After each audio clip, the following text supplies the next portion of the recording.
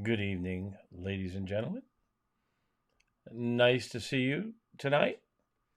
I'm back and um, rejoicing in spring. I'm in the Chicago area and it is definitely spring. The snow is all gone, the birds are out, the daffodils are out, the tulips are out. It's time to start thinking about spring lamb and ham and asparagus on the grill. Oh my. It's coming. Summer. Hallelujah. Right around the corner. Can't wait. Well,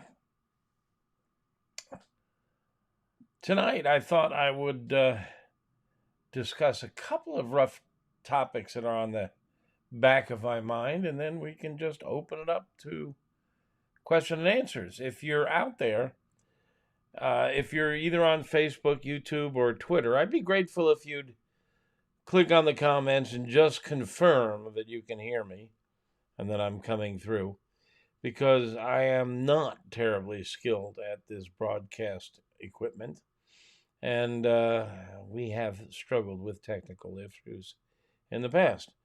So if you're listening in, please let me know that you can hear me. Hey, Dan, oh, I can count on you. Dan Mancuso, loud and clear, coming in from Facebook. Gosh, Dan, we have got to. Where are you based? We have got to find a way to let me buy you a drink and shoot the shit face to face. You're such a great loyal follower. I really appreciate your attentiveness. Um, if there's somebody on YouTube or Twitter, it'd be great to hear from you too to make sure. You're in New Jersey. Well, I don't get there very often, but my wife and I have sworn that we would start going to New York once a year. And of course, you go to New York, you got to fly into Newark. So maybe we'll find a way to hook up.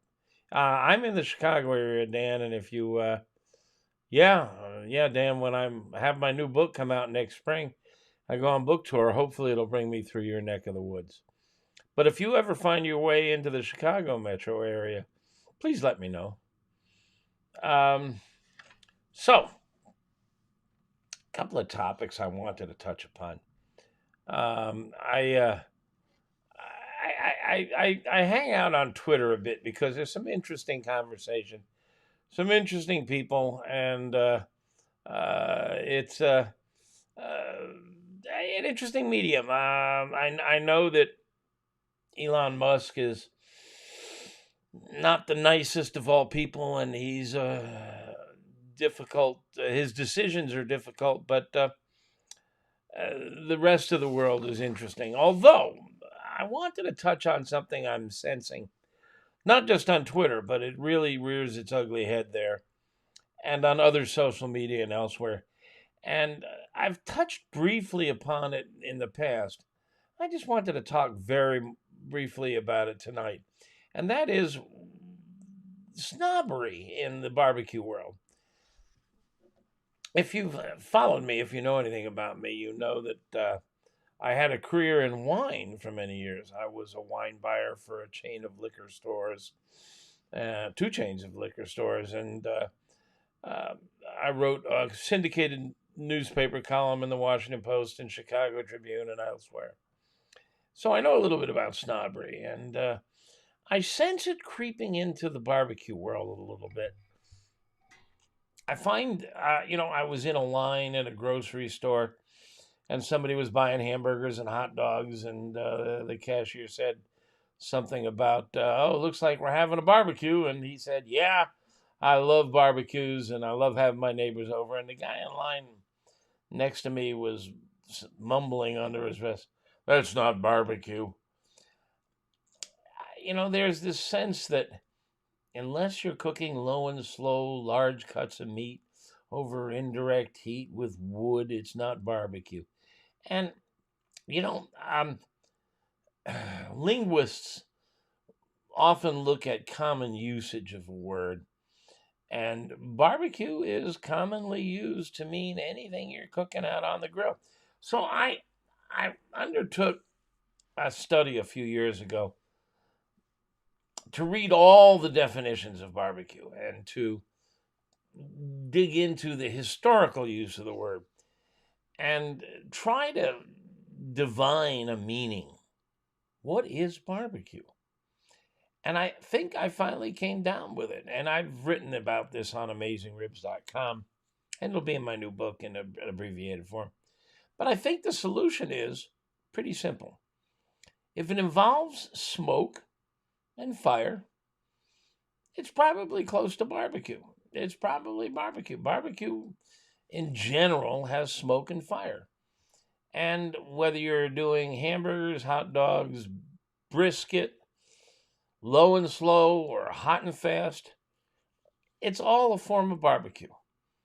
And I'm really unhappy when I hear people say, oh, you're cooking on a gas grill? You might as well be cooking indoors. No, that's just so snobby. Gas grills are capable of cooking really good barbecue. I do it all the time. Liquid smoke, another one. Almost all barbecue sauces contain liquid smoke in some form or another. Liquid smoke is made by capturing smoke on a cooling surface. It condenses, and they bottle it. This is the same way they make scotch and bourbon. So if you're opposed to liquid smoke, put down your bourbon. It's just, we need to be a little more open, a little more friendly. Oh, another one. Barbecue is an American cooking style, invented in America. They were barbecuing in China long before anybody discovered North America. It's just, there are just so many myths surrounding it. And I just wish people would be more open, more generous, and more friendly about that. Hey, Chef Steph is here. Chef Steph is one of my favorite cooks out there. I follow her on Twitter. Gosh, Chef, you cook cool stuff almost every day. If you don't follow her, I don't know if she's on any other social media, but she's definitely on Twitter, and she's posting all kinds of fun stuff, great recipes, a real expert in sous vide, and she's written a couple of things for AmazingRibs.com. She's right. She's saying barbecue snobbery is a real thing. I hate it. If you enjoy cooking, stop judging. Yeah, thanks. They're the same people that throw shade at vegans and anyone else they don't agree with. Yeah. Oh, Clint is here. Hey. Clint says, I'm one of my favorite chefs. Clint Cantwell is the president of AmazingRibs.com.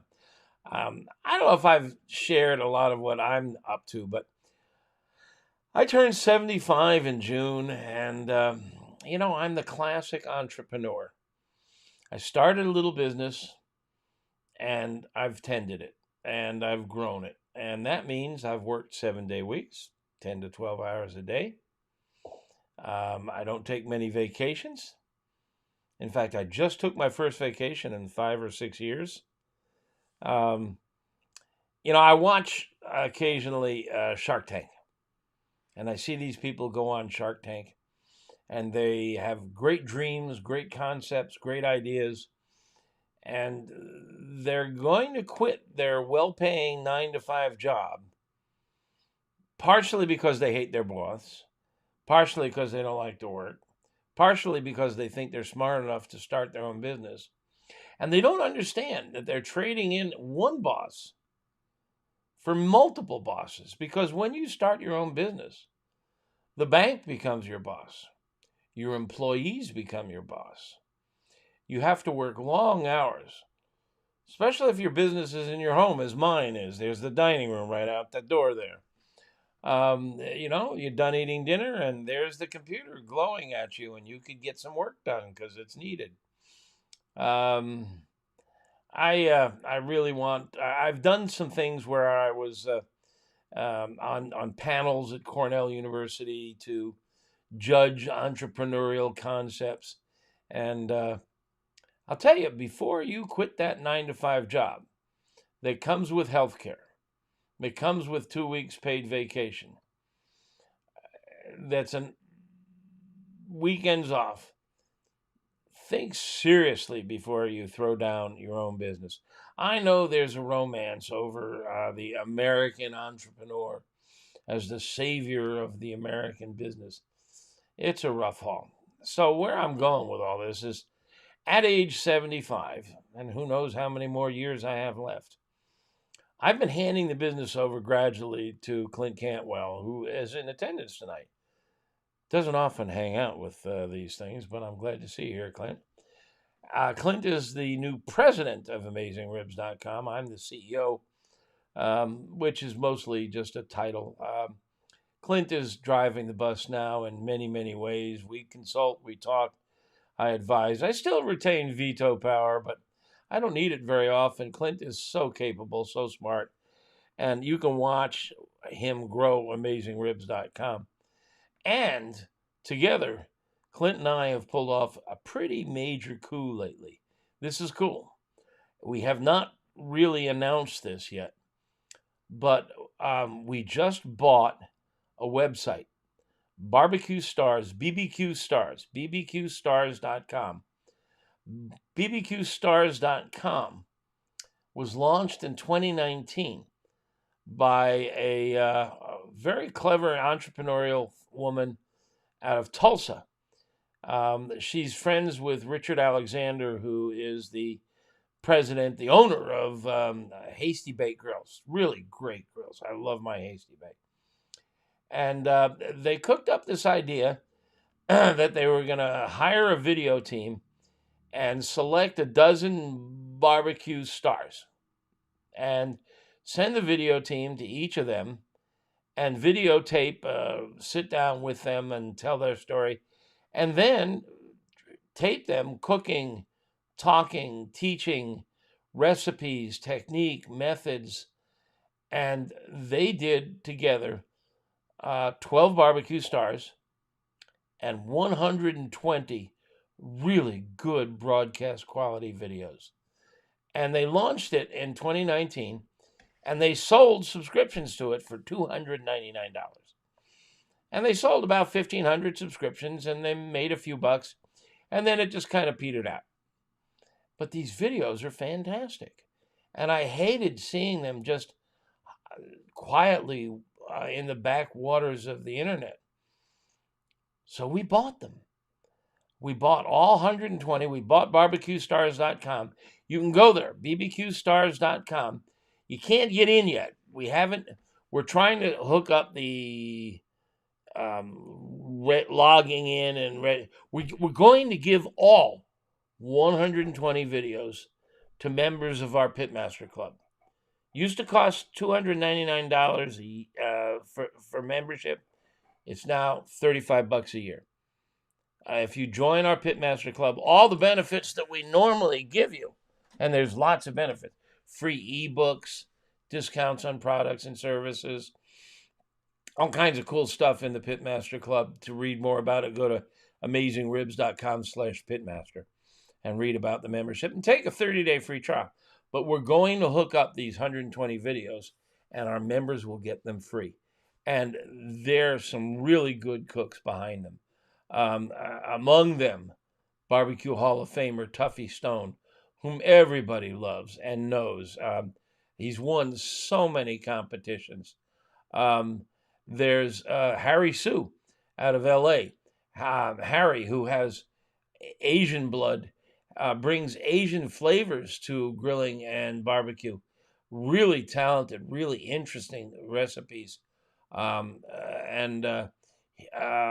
There's Dave Busca.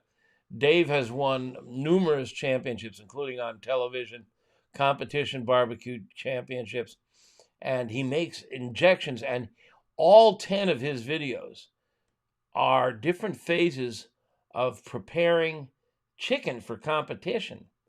And if you've ever competed, you know that chicken is your nemesis. There's Brett and what's his name? Oh, the other guy from oh gosh, I'm drawing a blank. From the Steak Cook-Off Association, the two guys who run the Steak Cook-Off Association. They have got a whole bunch of good stuff on steak and beef cooking and grilling and how the Steak Cook-Off Association works. There's Ariane Dogan, who's from Brittany in Italy, in France, where her father raises geese and ducks for foie gras, and she imports foie gras both from Europe and also from producers in the United States. And she has game and all kinds of really good meats. Her company is called D'Artagnan. Perhaps you've seen their stuff in stores. Really great stuff, and she's a classic French chef. Kent Rollins. Oh my goodness. Kent is the original cowboy cook. He actually has a chuck wagon and every piece of cast iron you can imagine.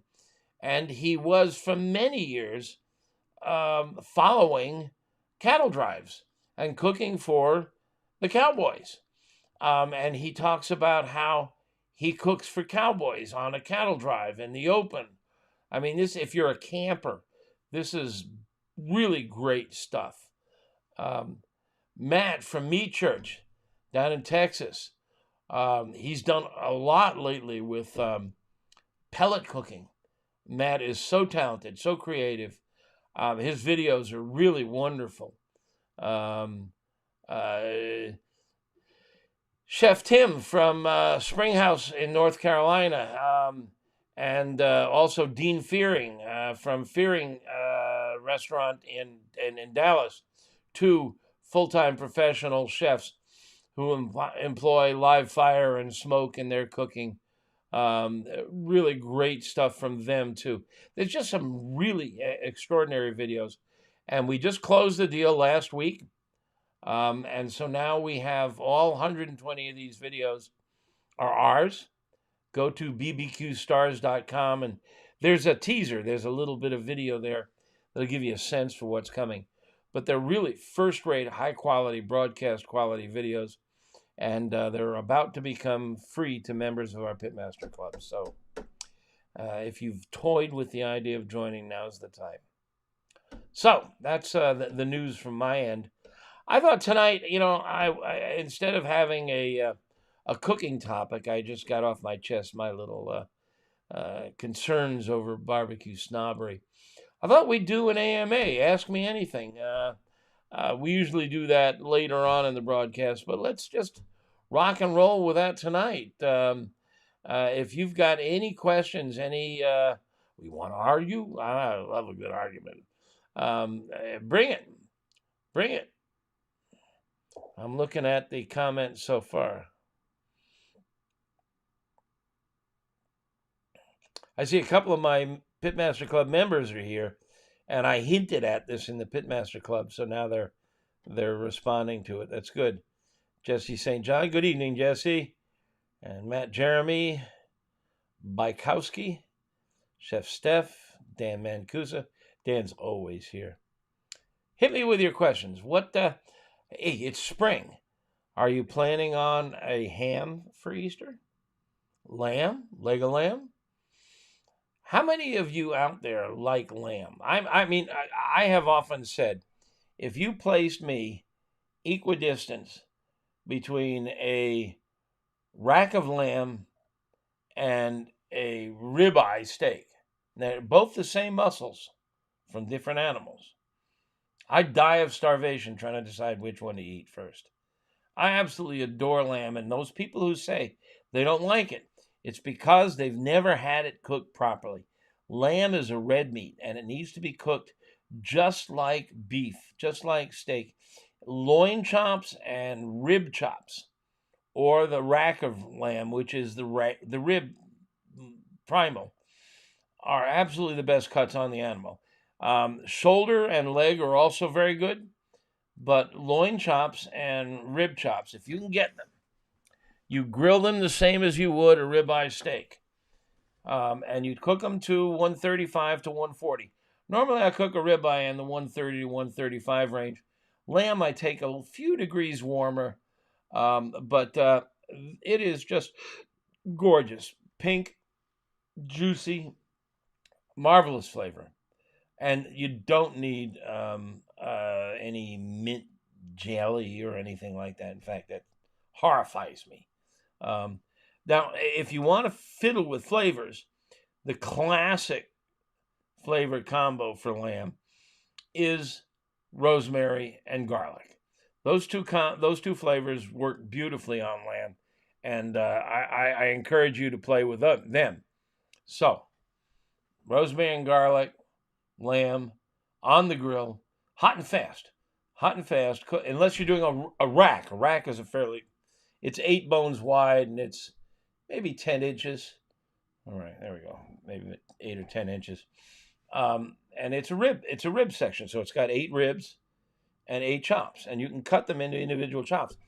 But they're skinny. I mean, they're 3/4 of an inch thick. I cut them into 2 wide, so I get 1.5 inches. So I have 2 rib bones on 1 hunk of meat, and the classic rack of lamb has 8 bones, so you get 4 2-bone sections, and a 2-bone section, 2 of them is a meal. So you've got an 8-bone rack of lamb is enough for 2 people, and it's just gorgeous. And if you haven't done a rack, now if you get a rack of lamb, you want to trim off all the fat as much as humanly possible. For some reason, lamb fat is not as tasty as pork fat or beef fat. It has kind of a funky flavor. So trim off most of the fat and season it with some garlic or some rosemary. There's a recipe for a marinade that I do with balsamic vinegar on AmazingRibs.com. It's really good.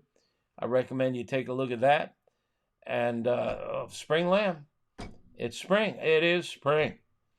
The other thing is asparagus. I love grilling asparagus. I think asparagus is best when on the grill. Of course, I have a bias, but I just think it's so much better than steamed or boiled. And all I do is I'll take the asparagus, I'll chop off about a 1/2 inch at the end. If it's very woody down there, and it can be, a lot of people think the big, thick asparagus stalks are not as good as skinny ones. They are. It's just that they tend to have a little bit of woody skin on them. So you either snap off the stem, or better still, get your potato peeler and shave it. And underneath is succulent and juicy, and it's every bit as good as skinny asparagus. And I give it a quick light coat with olive oil, sprinkle it with some salt and some herb. I usually grab for my poultry seasoning, which is mostly herbs, parsley, sage, rosemary, and thyme. And I sprinkle it with a bit of that, and I throw it on the grill, and I want to get a little bit of a char. Now, I don't like burning food, but I like a little bit of char on my asparagus. And the tips, which are narrow and thin, can char quickly, and they can burn quickly. So I roll it around until I get a little char on it.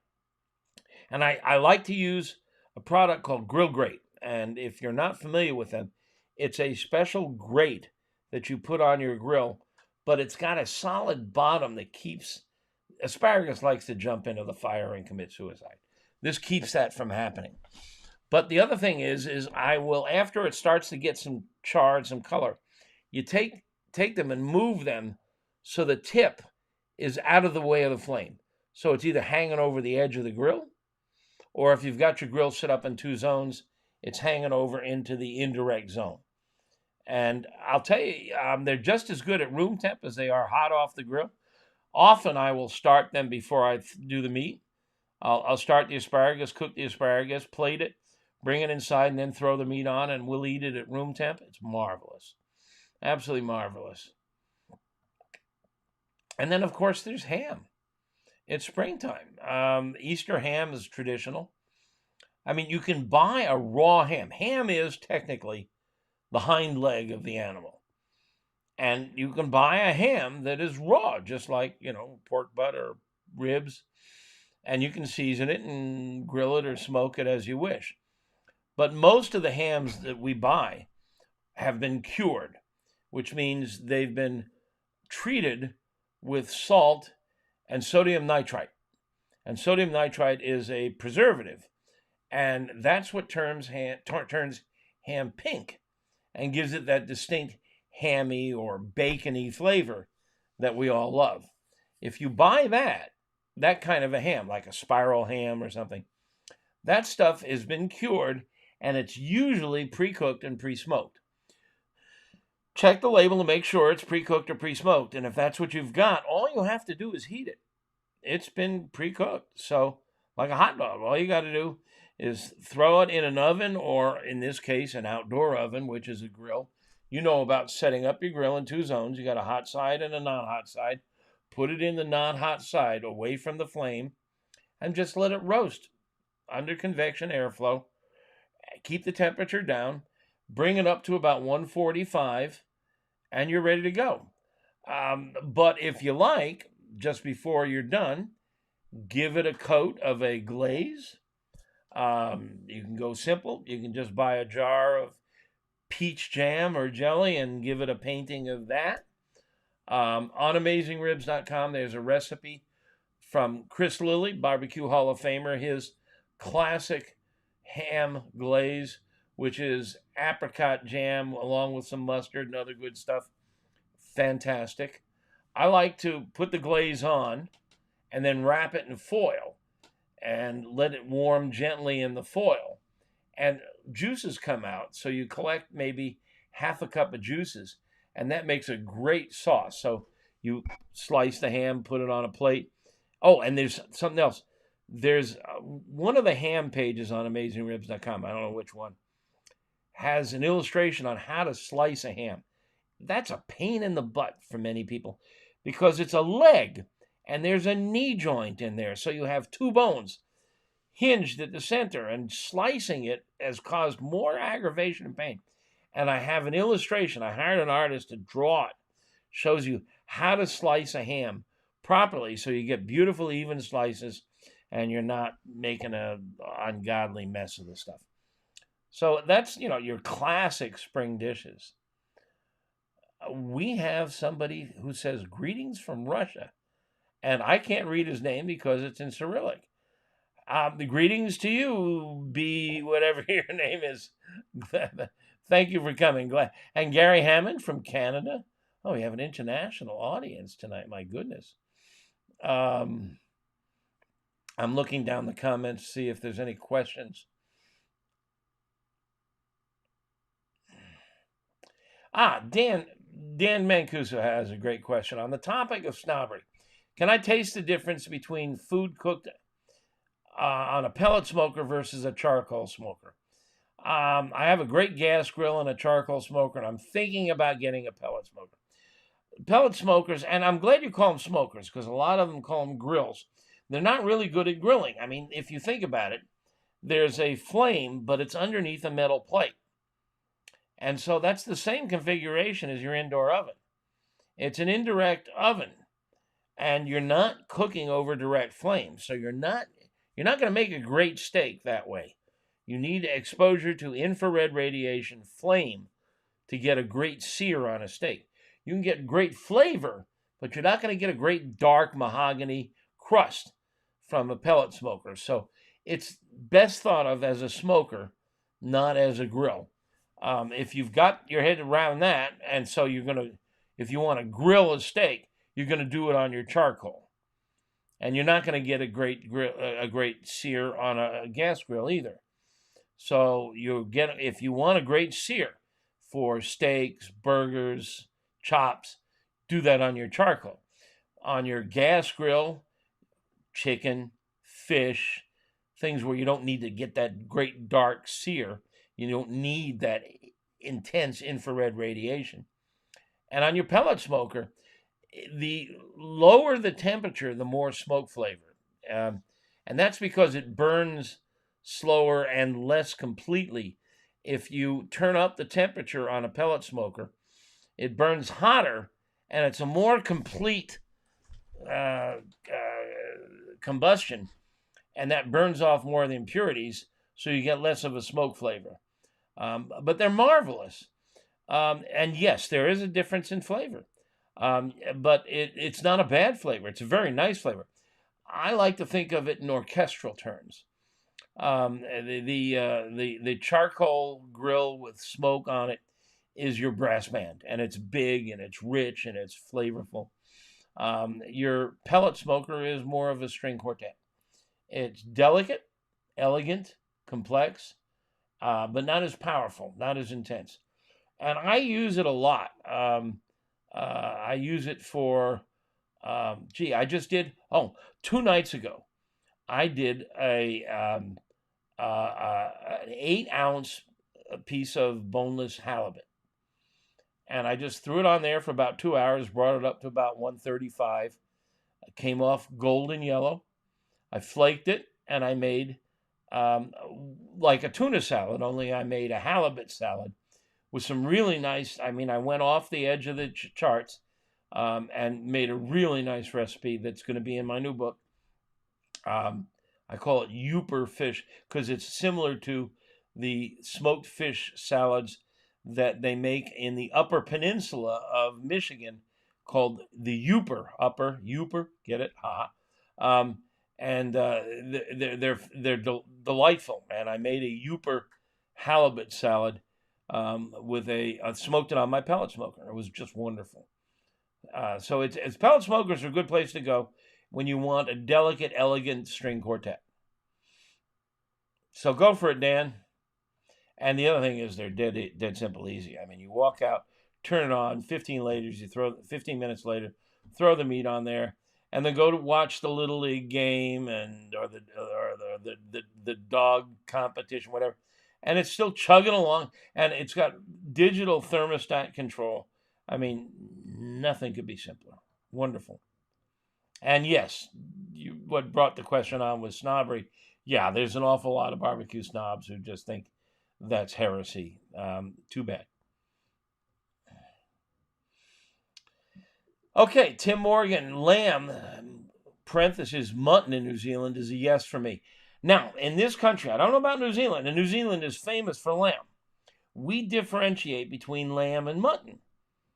Mutton in this country, I think it's 2 years old, maybe a year and a half. It's an age thing.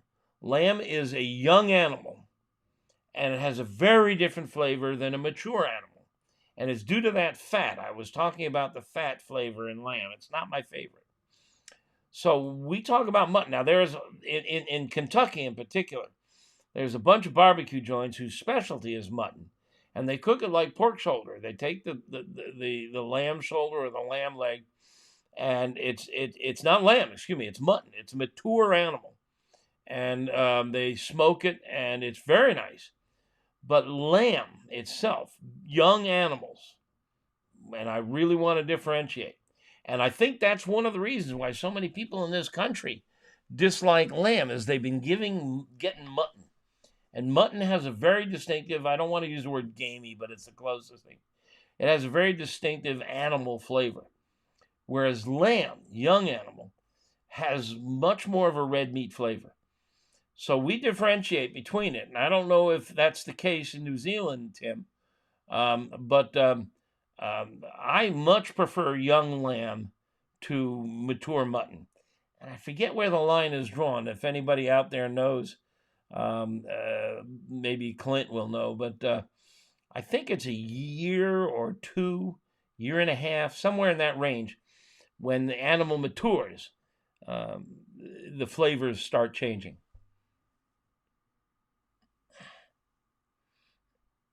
Matt is asking, if sugar doesn't penetrate, why is it in some of my cures? It's not in many of my cures, I don't think. But I do put some, like in the bacon, because it settles on the surface.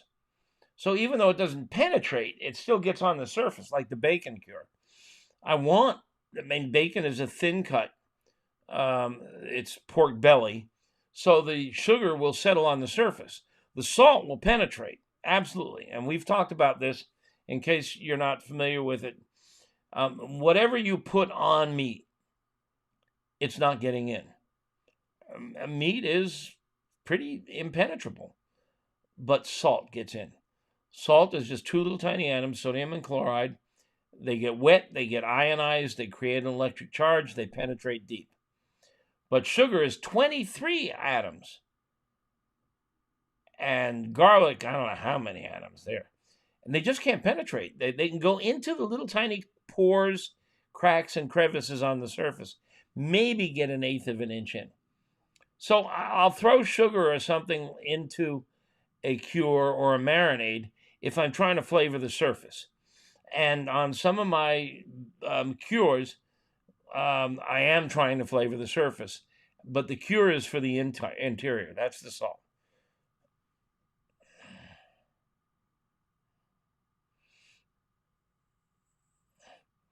Billy Gilbert saying, you get ease of cooking and some smoke flavor from a pellet grill. I ditched my gas grill after getting a pellet smoker, but missed the true searing of high heat.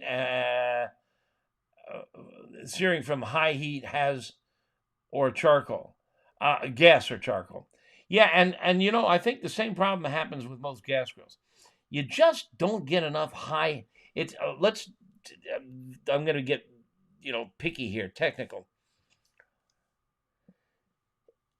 Temperature is a measurement of people. People say, "Oh, I get 600 degrees in my big green avocado." Well, that's 600 degrees of air temperature. You can take a beautiful ribeye steak and put it in your oven, turn it up to 600. You're not going to get a great crust. To get a great crust, you need intense energy, and there's two ways to get it.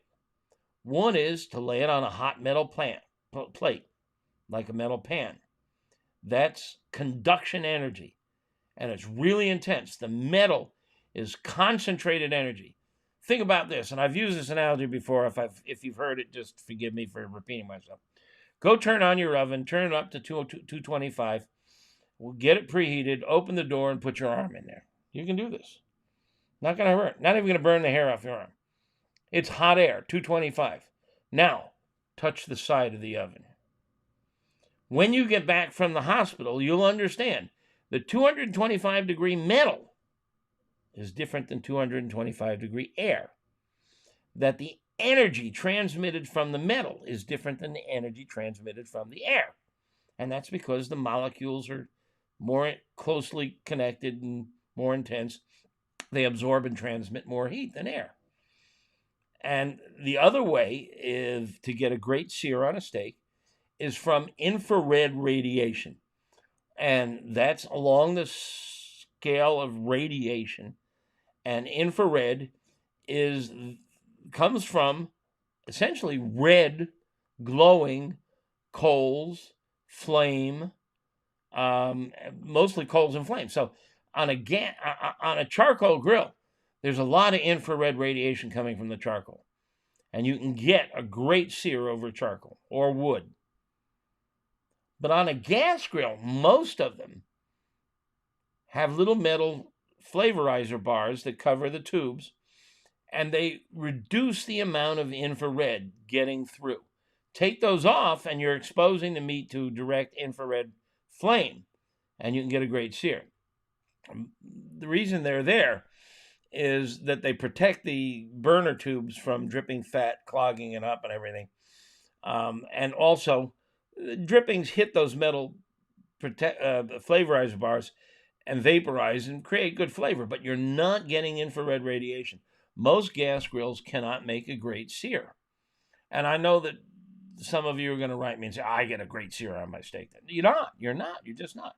Go to a steakhouse, go to a Morton's or someplace and see what their steaks look like. You're not making anything like that.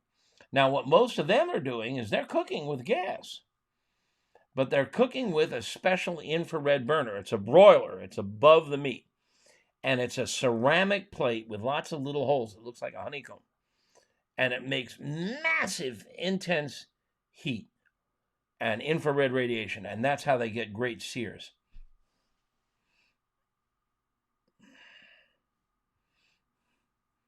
Well, thank you, Clint. Clint is pointing out that Easter was last month. Yes, I know. Did I imply that we need to make ham for Easter? Have I lost track of time? Yes. That's why I'm turning it over to Clint. He can keep time better than I can.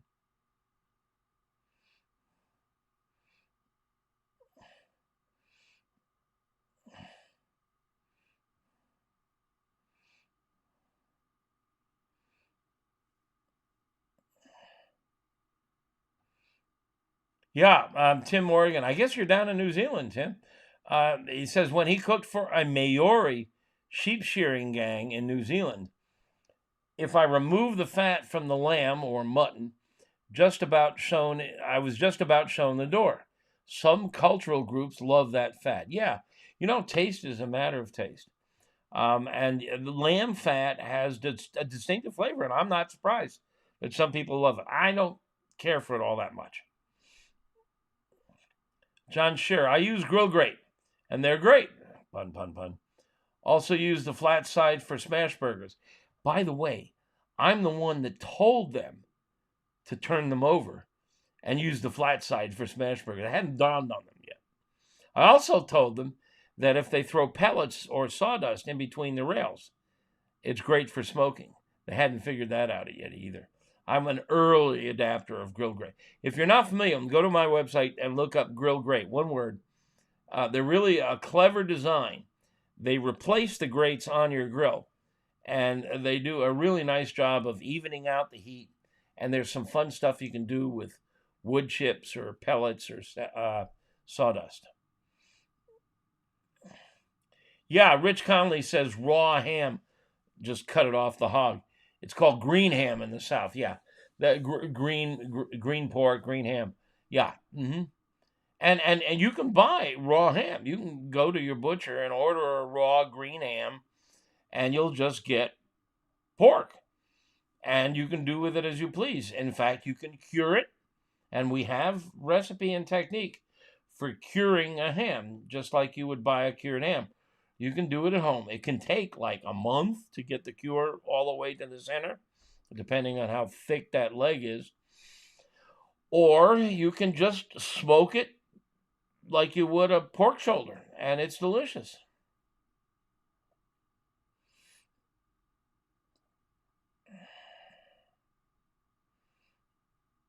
Yeah, John Scheer is pointing out, he says, he fell in love with cooking outdoors, helping my dad grill burgers and hot dogs on a Weber kettle. Simple, delicious, and connected by heart to my family and my neighbors. John, that's exactly how I got started. My dad loved to go out back and grill a couple of times a week. And he had, I don't know if it was a Weber kettle, it was something similar. I think it was one of those El Cheapos.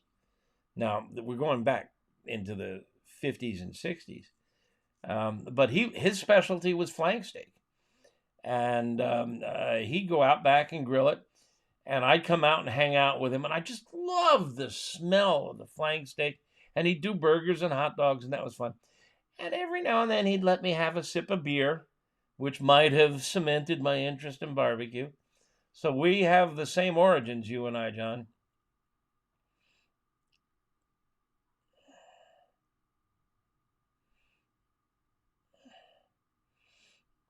Rich Conley's here. I see you, Rich. I remember you. You're a regular hanger out of here. He's talking about how much he loves cooking tri-tips with char on the flat side from Grill Grates.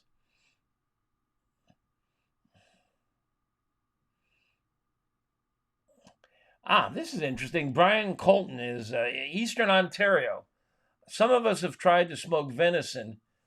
I've tried front shoulder roast and then hind leg roast because it's so lean. It's not working so well. Any suggestions from his American customer? I am not a huge fan of smoke on red meats. A little light smoke on a beef roast or ribeye or something. But I mean, it's really, it's like peanut butter and jelly on pork.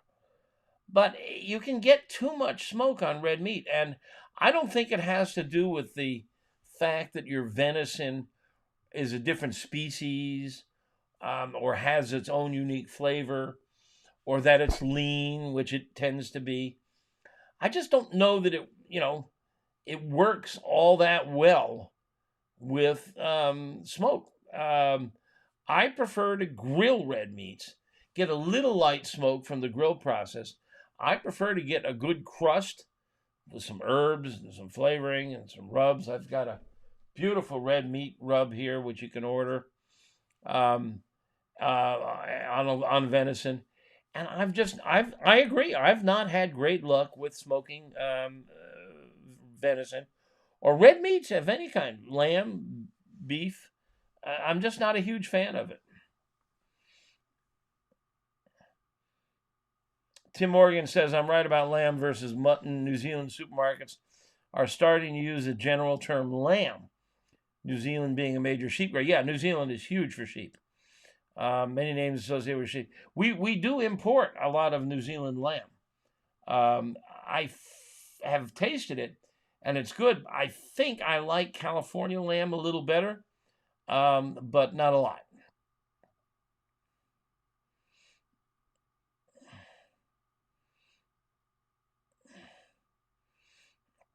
Yeah, Rich is saying he can get a lot of infrared on his Green Mountain Grill, which is the pellet smoker, but not like you get on a salamander. Salamander, that's kind of term has been kind of evolving. In the restaurant trade, salamander always meant when you're done cooking a dish, you put it on a shelf under a heat lamp. And that heat lamp was called the salamander. And it just kept the meat warm or the food warm until everybody, you got 6 people at the table and the dishes get done at different orders. So you keep it under the salamander to keep it warm so you can bring all 6 dishes out at once. But now there's a couple of things, Otto Grill, and there's a couple other companies making them. They're about the size of a microwave oven. And they have these ceramic infrared burners in the top. And they're broilers, just like the broilers that the top steakhouses use. And they're amazing. They just crank out the infrared really hot. You can take an 1-inch steak and sear the snot out of it with a minute or 2 per side. And if you haven't seen them and you're a big steak aficionado, you might look into them. There's also some grills that are out there that have these ceramic infrared burners. I have one by Heston. You can buy it with regular gas tubes or lift the gas tubes out and put ceramic infrared burners in. So it's got 3 burners, and I've installed 2 ceramics. And this sucker just is amazing. It's really hard to tell if I have cooked a steak over a ceramic burner on my Heston gas grill and tell if different from cooked on charcoal. Because charcoal, once it is fully ignited, it doesn't create a lot of smoke. It doesn't create a lot of flavor. What it creates is infrared. What it creates is great searing temperature. So the 2 searing techniques work very similarly, and it's really hard to tell the difference. And so all your charcoal snobs, if I served you a steak I cooked on my gas grill over one of these ceramic burners, you would do a backflip over it just like you would if it was cooked over charcoal. And in fact, most of the great steakhouses in this world are not cooking over charcoal or logs. They're cooking over gas with these ceramic burners. Or not over either. They're cooking under. They're broilers. So if you are a steak aficionado and you want fantastic steaks, look into these so-called salamanders. And Otto is one. I don't remember the names of the others. Come to AmazingRibs.com and ask on our website in the comment section. And Max Good, who is our full-time grill and smoker tester, Max knows everything, and he was just telling me about a different company making these infrared broilers, and they're out there. They're not terribly expensive, but they are fantastic if you're a steak lover. Oh, okay. Duh. Here we go. Chad Allen is saying he just bought one from J.J. George. I'm not familiar with him. 1,700 degrees near the flame. There you go. Woo!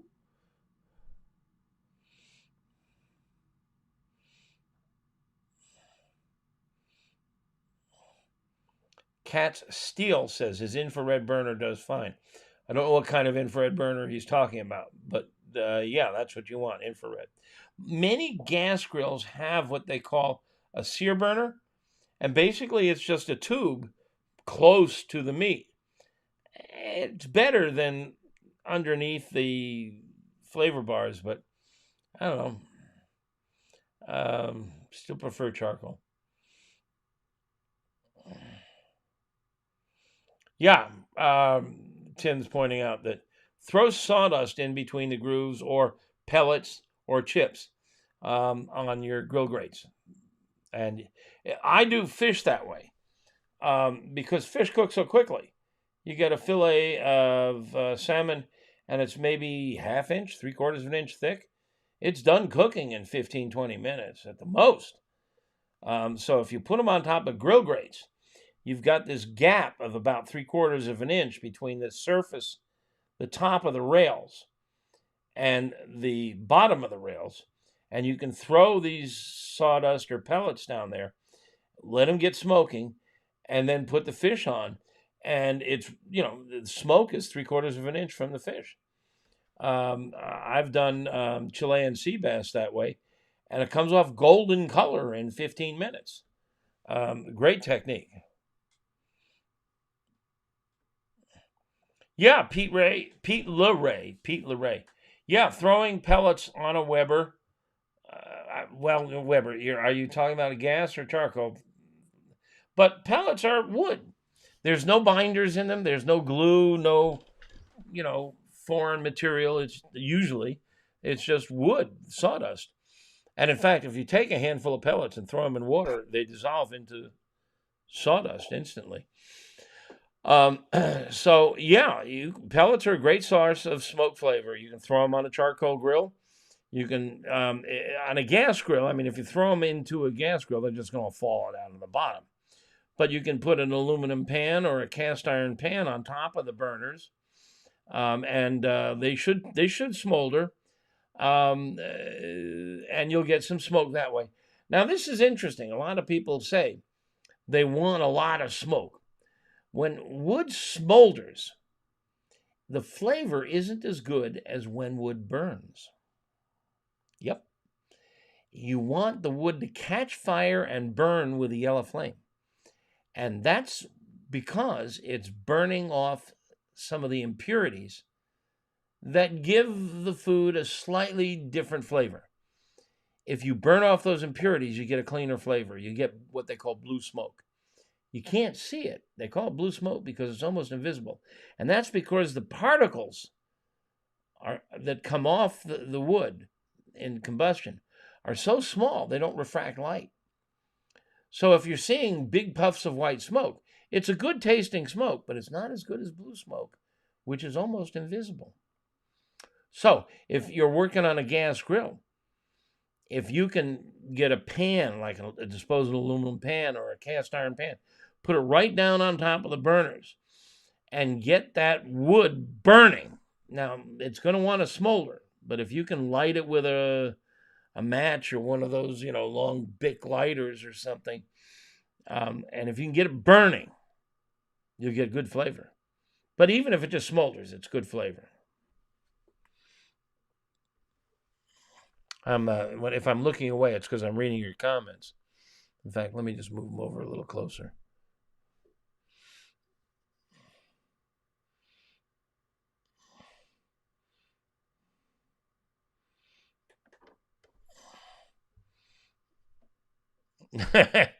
Tim, I'm glad you know this. Tim, also our friend from New Zealand, is pointing out that male lambs, which grow into rams, are dangerous. They have no fear of humans and will attack and have been known to kill. Oh, my God. Honey, my husband was killed by a lamb. Yee. Reminds me about the time Jimmy Carter was chased by a rabbit. Now I'm showing how old I am. Chad, you just posted ampersand 375. I don't know what that means. Pete Leroy says charcoal. Well, I like charcoal.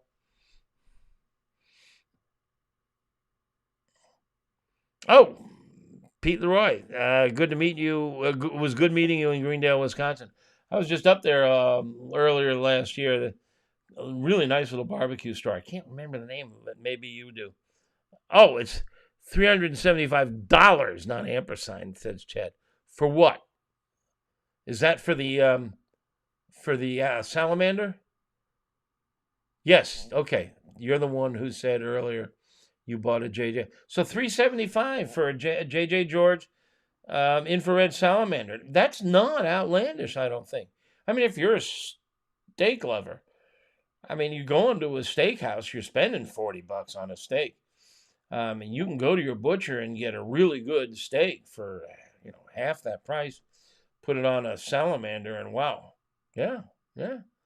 And I mean, it used to be. I remember when I wanted a great steak. The only way to get a great steak was go to a steakhouse and spend a fortune. I don't do that anymore. In fact, I can cook a steak at home as well as any steakhouse, and so can you. Once you have the concepts underhand.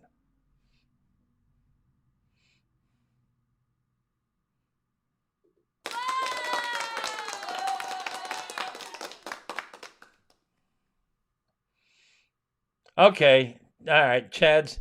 I don't know if Chef Steph is still here. Chef Steph is a sous vide expert, and Chad Allen is talking about sous vide and sear. This is something I love. I call it sous vide Q, and I've done it. And there's a restaurant opened in Chicago that's doing some really great stuff in that area. Smoke SMOQUE Smoke Barbecue is one of the best barbecue joints in town. They make the best brisket in town. Barry Sorkin, they've been doing it for years. And in fact, he was the first of the modern barbecue joints to come on the scene. Chicago has always had a great barbecue history, particularly on the South Side, particularly from African Americans coming north from the Delta, and old-fashioned open pit type smokers. Barry installed modern smokers and did great barbecue. Earlier this year, he opened a steakhouse, and this is what he's doing. He's buying great steaks, he's smoking them, then he sous vides them, holds them at a temperature. So if you want it medium rare, he holds them at 130 or so. If you want it medium well, he holds it around 140, and he holds them in the sous vide bath until you place your order. Then when you place your order, they come out of the sous vide bath, out of the bag, and go into a hot cast iron pan. And he's got a whole bank of burners and a whole bunch of cast iron pans. And he sears the snot out of them. And by golly, they're good. I had the best skirt steak of my life there, and my wife had the best, what did she have? I forget. I think she had a ribeye there. Strip. She had a strip. Now, I've done something similar. I've changed the sequence slightly. I will sous vide first. Then I'll throw it on the smoker. And the reason I do that is because in the sous vide bag, if you've never done sous vide, there's a lot of liquid that comes out of the meat. And it washes off a lot of the smoke flavor. So I'll sous vide it first, which sous vide is a marvelous way to tenderize meat. And it makes it very tender. And believe it or not, even though a lot of liquid comes out, it's very juicy. But it's butt ugly. It doesn't have a sear. It's just been, soaking in 130-degree water in a bag. So there's no solvent in touch with it.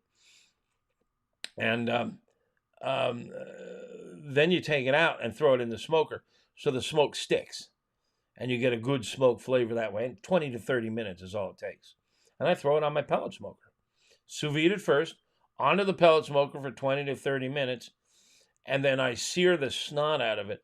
And often I will sear it on top of a charcoal chimney. I have a little grate that sits on top of a charcoal chimney. I'll get that charcoal rip snorting hot, It's over 1,000 degrees.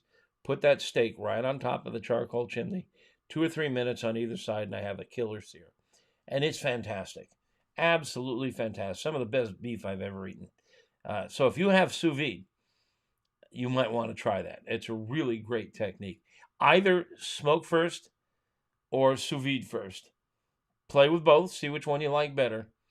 I prefer to sous vide first.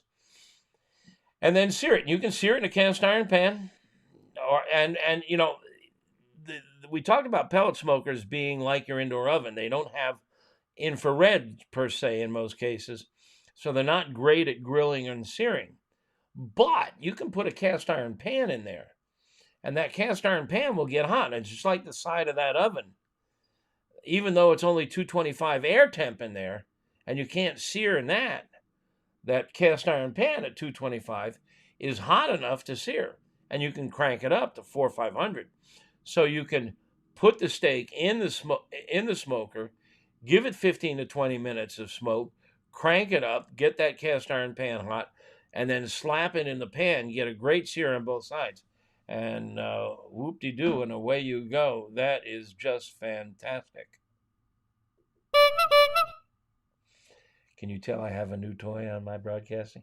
Can you hear my sound effects?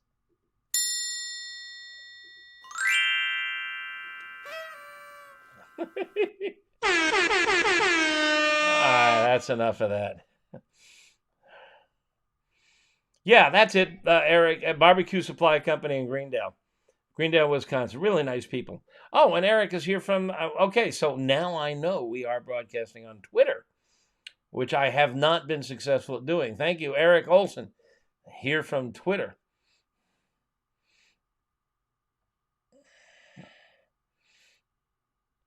Okay, so, all right, well, we're going on an hour right now, and I usually like to wrap up after an hour and a half.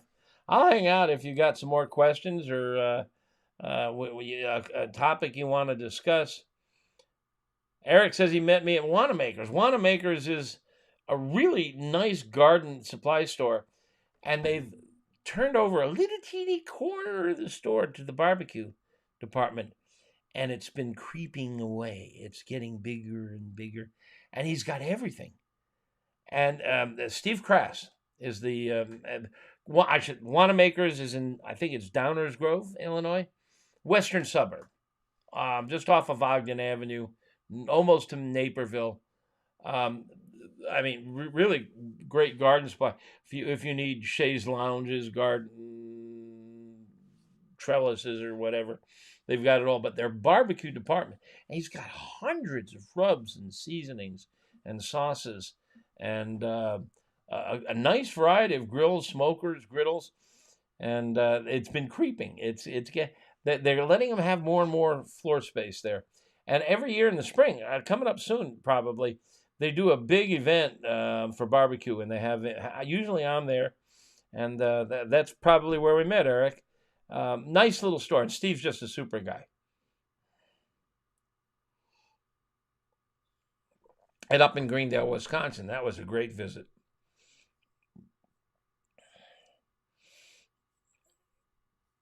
I'm scrolling through the questions, comments, looking for something new.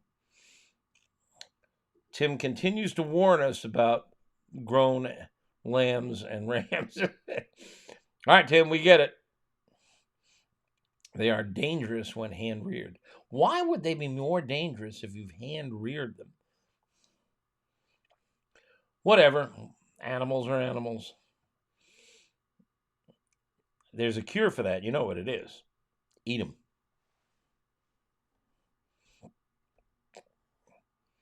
All right. Are we coming near the end here? Have we run out of steam? Is there something else I want to talk about? Something else I need to talk about? Oh, somebody just weighed in. And Blake Sims just weighed in from Twitter. He says nice things. Thank you, Blake. All right. Well, we've been at it for an hour. We've really covered a lot of territory, I think. You certainly you must have a nagging question. Certainly you want to know how to cook brains on your griddle. And I've done that.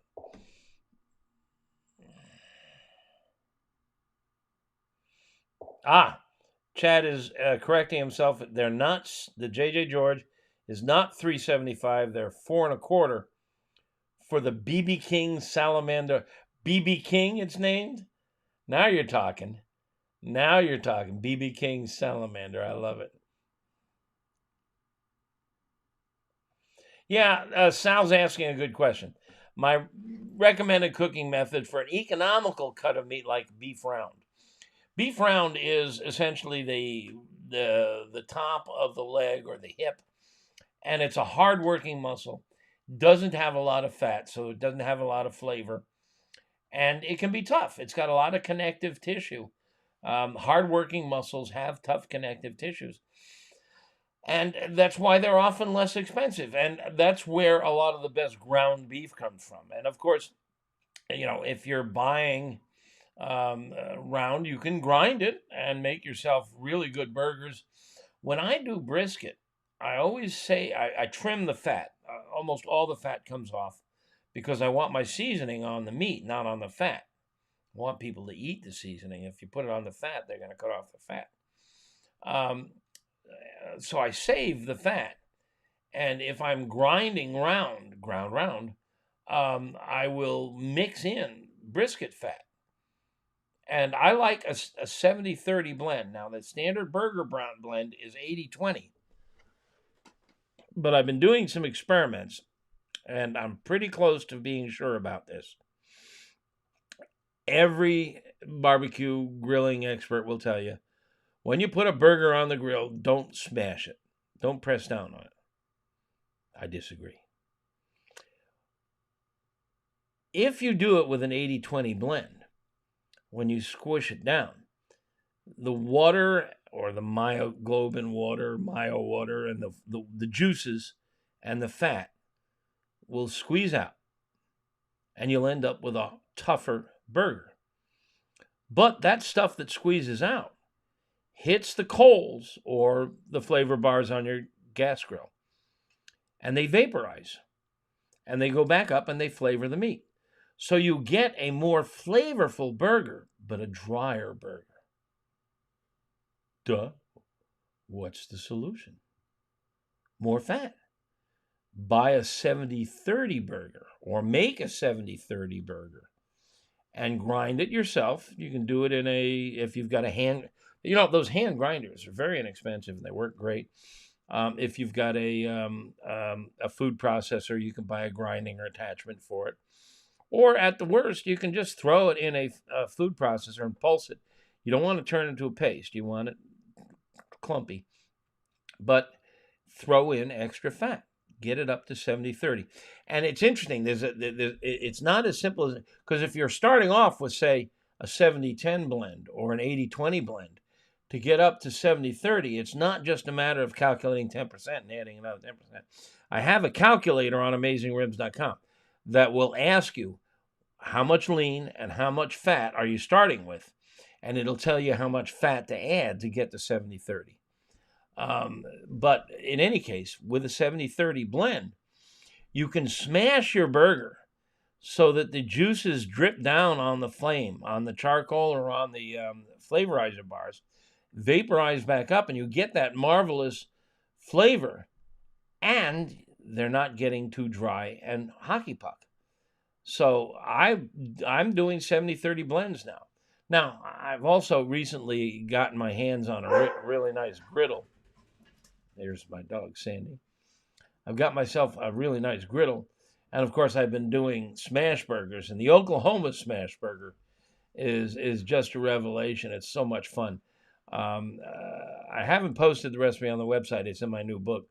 But the way it's done is you take 3 to 4 ounces of burger and you make a ball out of it. And you throw it down on a hot griddle. And it starts to cook on the underside.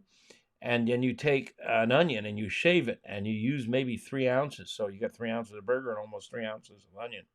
shave it thin, and lay it on top of the meat, and then you smash it as flat as you can get it. You want those edges thin and in contact with the hot metal. And when the bottom is really good and dark brown, you flip it and you cook it on the other side so that the onions are getting beef flavor and the beef is getting onion flavor. And it really works. It's really good. You can put a slab of cheese on it. That's the traditional in Oklahoma. I don't like it. I like it that way. I don't need it that way. I do it naked. But that's a lot of fun. So, I mean, all right. So you can start with round and you can make ground meat. There's a classic here in Chicago, where I live, called the Italian beef. And Italian beef is usually made from round. And basically, you're going to roast it in a grill or a smoker and slice it very thin. And then you dip it in jus. And you make au jus from the drippings or from stock. And you dip it in jus. And that's served on a bun, usually with grilled peppers. They even sometimes put a sausage on there. Lean cut of meat like a round. Whenever you have lean meat, you have to cook it low and slow. If you cook it hot and fast, it's going to shrivel and shrink and get tough. So you could smoke it low and slow. Although, as I said earlier, I'm not a huge fan of steak and beef smoked. What else can we do? Anybody else got some? I'm drawing blanks here. Anybody else got some good ideas on what to do with round, lean beef? I'm looking over at the questions.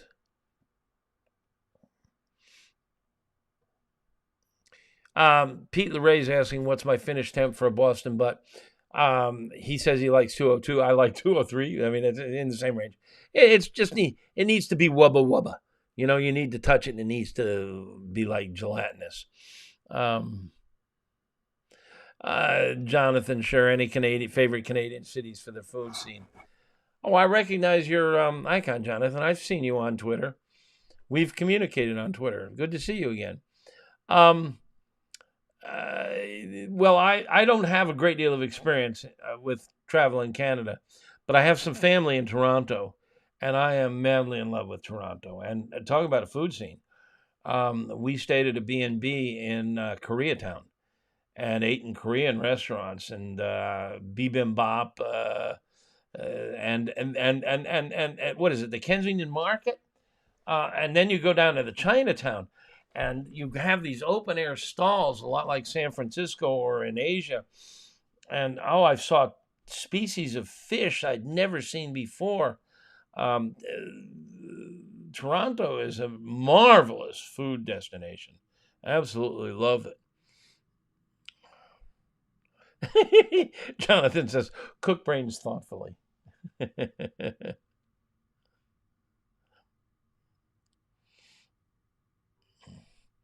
All right, Tim, you. I know we speak the same language technically, but you've lost me. Woolies. Woolies? Are those caterpillars? I mean, I've been stung by caterpillars. Oh,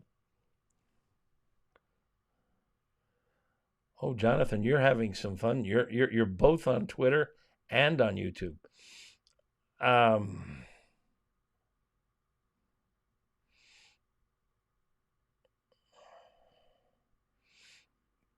Another way to smash a burger to minimize loss of fat is to press each within 30 seconds of them hitting the grill.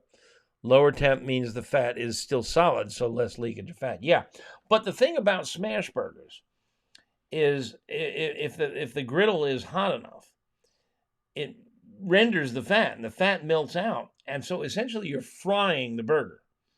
And a great smash burger, part of its appeal is the crunch that you get from the surface because of the frying. The meat is frying in the oil. And I did some the other day, and in order to if you're doing a smash burger, you really don't have to grease the griddle. But I'm just superstitious. Meat against hot metal. So I like to put some oil down. And I had some tallow, some beef fat that I had rendered from brisket. And so I put that down. And then I did some potatoes. And I used the tallow for that. And it works great. CJ Nelly's asking, any seasoning you recommend for the Oklahoma burgers? The classic recipe calls for just salt. And, I'm one of these guys who never put anything on a steak or a burger except salt and maybe some pepper for years and years and years until a few years ago, we looked around and said, our website's really well known and I'm reasonably well respected. And we could probably make a buck if we took some of this, our knowledge of rubs and made our own blends. And so there you go, right there on the shelf. We created Meathead's amazing Tuscan herb poultry, Meathead's amazing smoked pork, and smoked red meat. And I have been putting that red meat rub on steaks and burgers against my religion.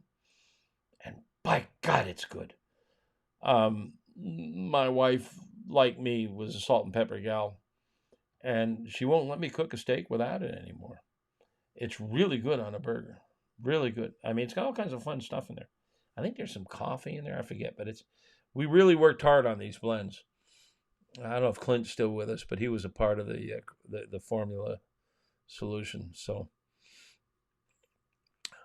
well, we've gone an hour and 15 minutes, and the questions have slowed.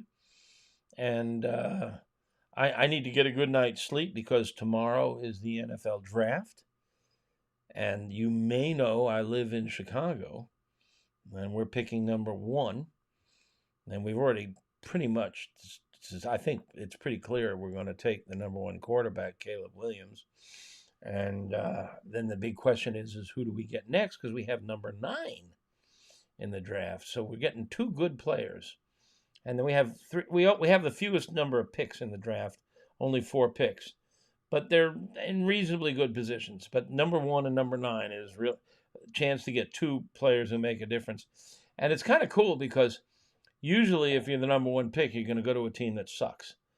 But the Bears have been, their GM, Ryan Poles, has been very clever. And he's been building this team properly. And there's a lot of talent at every level. And if this Caleb Williams turns into being the kind of quarterback they say, a franchise quarterback, could be fun to watch my Bears. So I'm going to be watching the draft all 3 nights. Football fan, I think you can tell. Should be fun. So I'm going to say thank you, and let me take a quick look and see if I get we got a couple of last-minute comments. Yeah, Eric, we'll see if they build that new stadium. No, I don't believe that they just rolled out a plan for a $4 billion stadium on the lakefront, right near where the old stadium is. I don't believe they're going to do it. First of all, the friends of the parks are going to argue with them.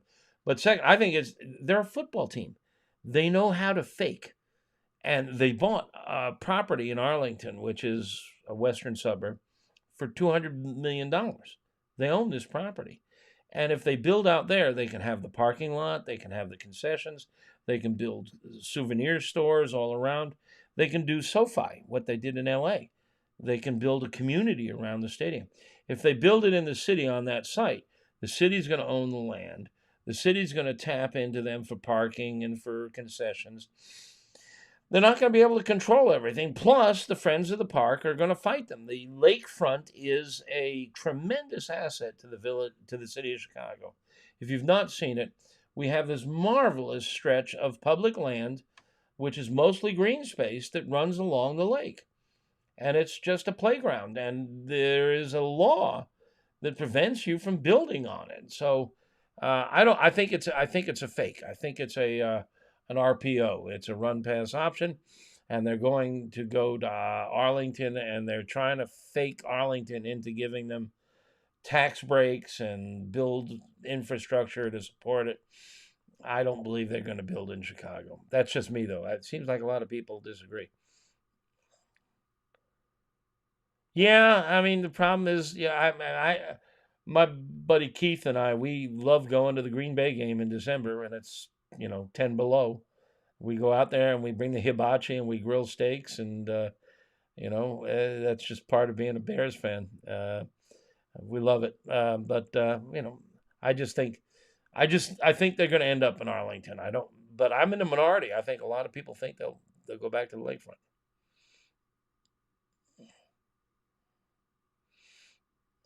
Judge, if you're a first-time offender for any offense, your penalty is tickets to see the Bears. If you're a repeat offender, you must attend the game. Yeah, yeah, yeah, yeah, yeah. We've had a drought here since 1985. If this kid that they draft for number one is what they say he is, maybe we have a quarterback for a change. It'll be fun to watch. All right, I'm going to say thank you very much for your attention and for good question, good conversation tonight.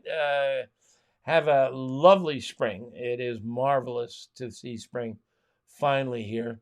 And get that grill cleaned out if you haven't been cooking on it all winter. Get it ready. And I'll be back here last Wednesday of next month. So thank you much, and we'll see you then. Good night, everybody.